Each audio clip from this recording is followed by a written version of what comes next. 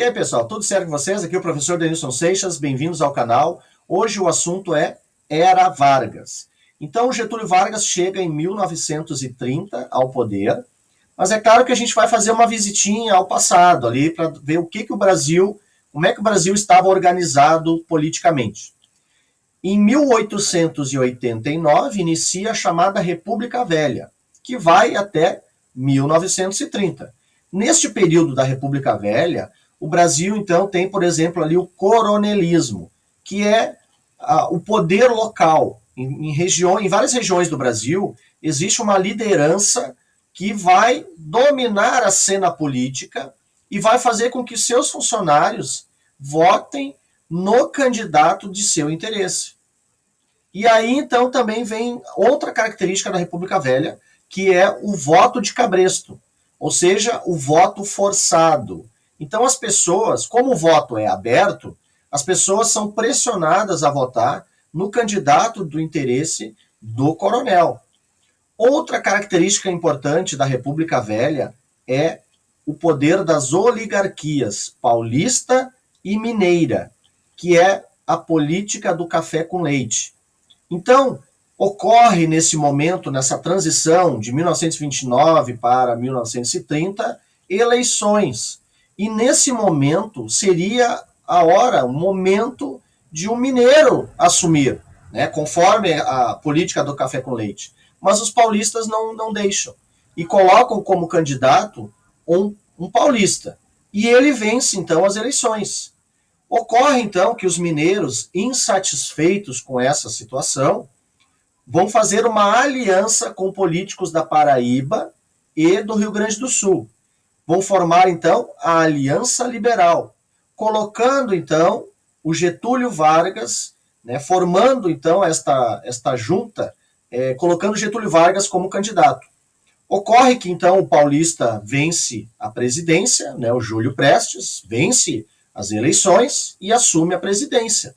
Mas o vice-candidato por parte ali da Aliança Liberal do Getúlio Vargas, que é o João Pessoa da Paraíba, ele acaba sendo assassinado por motivos, né, que não eram motivos políticos, mas ocorre então que Getúlio Vargas e seu grupo afirmam que há problemas, corrupção nas eleições, onde o paulista venceu, Júlio Prestes, e com a morte, então, de seu vice, né, eles vão dizer, bom, foi a questão política, foi algo relacionado à política, o meu vice, né, a presidência foi assassinado, então está ocorrendo uma situação bem perigosa para o Brasil, e com essa desculpa, então, os militares apoiam o Getúlio Vargas para a tomada do poder. Né? Então, o Getúlio Vargas, com o apoio dos militares, promove, então, um golpe, e o Getúlio Vargas, então, assume a presidência em 1930. Esse período é chamado de governo provisório. Então, Getúlio Vargas, ele entra para a política, para a presidência, por meios não democráticos. Isso vai gerar um descontentamento e 2 anos depois ocorre a chamada Revolução Constitucionalista. E os paulistas, então, vão se mobilizar contra o governo do Getúlio Vargas. Em relação a questões também eles querem que haja mudança na Constituição e tal. Então, ocorre que Getúlio Vargas consegue abafar esse movimento, os paulistas acabam perdendo, mas em 1934, devido a toda essa pressão que ocorreu em 32, em 1934, então, ocorre a formação de uma nova Constituição para o Brasil. Então, Getúlio Vargas estabelece melhorias nessa questão da Constituição. Então, por exemplo, regulamenta o trabalho em 8 horas, existe ali agora o voto feminino, porque até então as mulheres não poderiam votar, não poderiam participar das decisões políticas, e agora, então, existe o voto feminino, e a mulher agora entra, então, na cena política. Isso é bem importante, então. O voto que era aberto, ele se torna secreto, Também se institui o ensino primário obrigatório e gratuito, né? Então, existem mudanças bem significativas nesta Constituição que foi promulgada em 1934. E agora, então, nesse período, né, a gente viu ali o período do governo provisório, né, que foi de 1930 a 1934. Agora, essa nova fase, a partir da Constituição, é uma nova fase do governo Vargas, que é chamado do governo constitucional, que vai até 1937. Em 1937, o que acontece? Um suposto plano comunista, que é o chamado Plano Cohen. O Plano Cohen, então, segundo os apoiadores de Vargas, é um suposto plano comunista para a tomada do poder no Brasil. Isso, segundo os especialistas, foi uma invenção, foi uma notícia falsa, né? A gente fala muito hoje nas fake news, uma notícia falsa para o Getúlio Vargas, então, implementar uma política mais centralizadora. E é justamente isso que acontece. Em 1937, Getúlio Vargas implementa o chamado Estado Novo. E, neste mesmo momento, ele promove uma nova Constituição, e este Estado Novo agora, ele tem características autoritárias, né, de centralização do poder nas mãos do Vargas. E agora, então, o que ocorre? Com a nova Constituição, a chamada Constituição Polaca, porque ela tem características fascistas, o Getúlio Vargas, então, como presidente, ele tem o direito agora de nomear os interventores no Estado, nos estados, né? Então, o que hoje seriam os governadores, mas nós, atualmente, elegemos os governadores. Então, existe eleição e a gente escolhe os governadores. Mas, na época, então, com a Constituição Polaca, agora, o presidente tem o direito de nomear interventores. Então, em cada região do Brasil, existe uma pessoa que é muito ligada às ideias do Getúlio Vargas, né, que vai, então, implementar na sua região, no seu estado, as ideias de Vargas.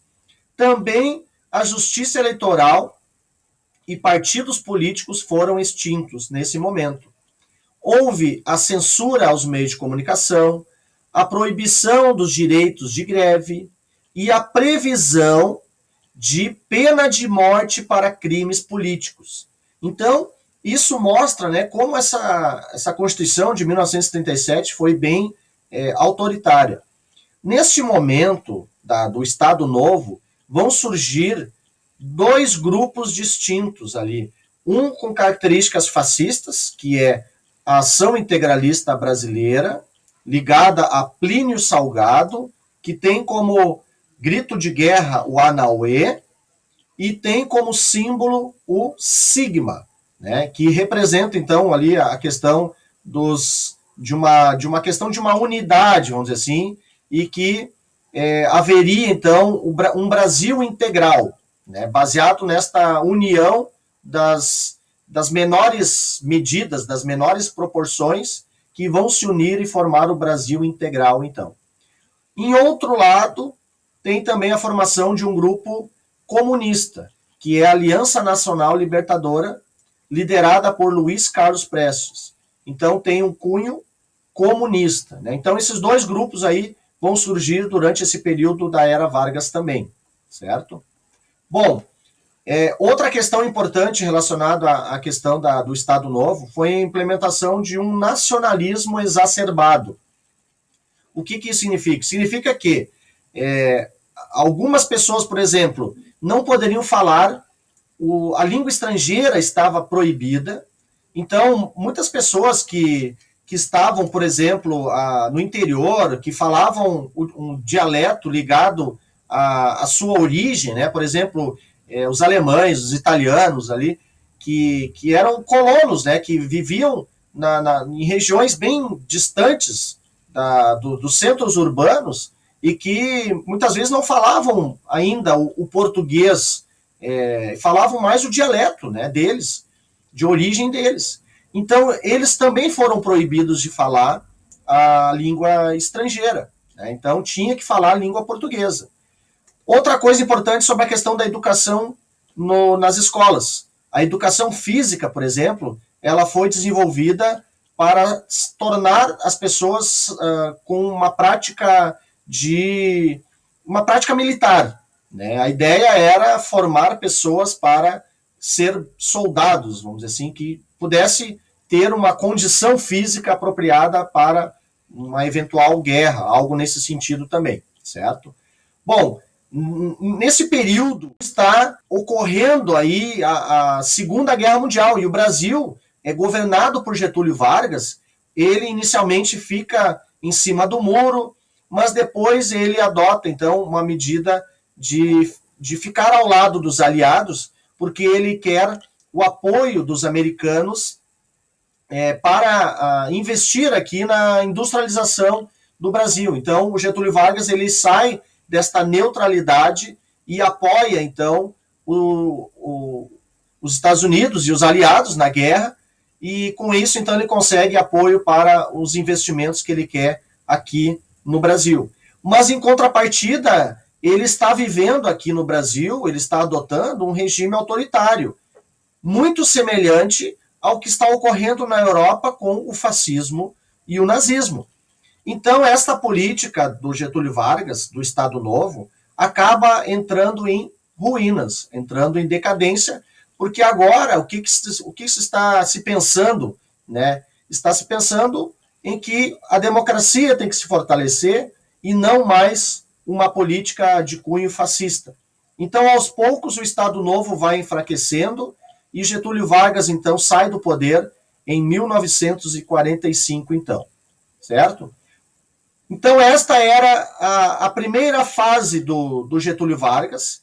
Mais adiante, nós vamos fazer um novo vídeo falando sobre um outro período do Vargas, que é de 1951 a 1954 ali, né? Porque esse período que ele sai da presidência em 1945, ele fica como senador por parte, né, do Rio Grande do Sul, e depois ele retorna. Mas isso, então, é para um próximo vídeo que nós vamos falar sobre a outra fase do Getúlio Vargas. Então, certo? Então, muito obrigado, até mais e até o próximo vídeo aí. Tchau, tchau.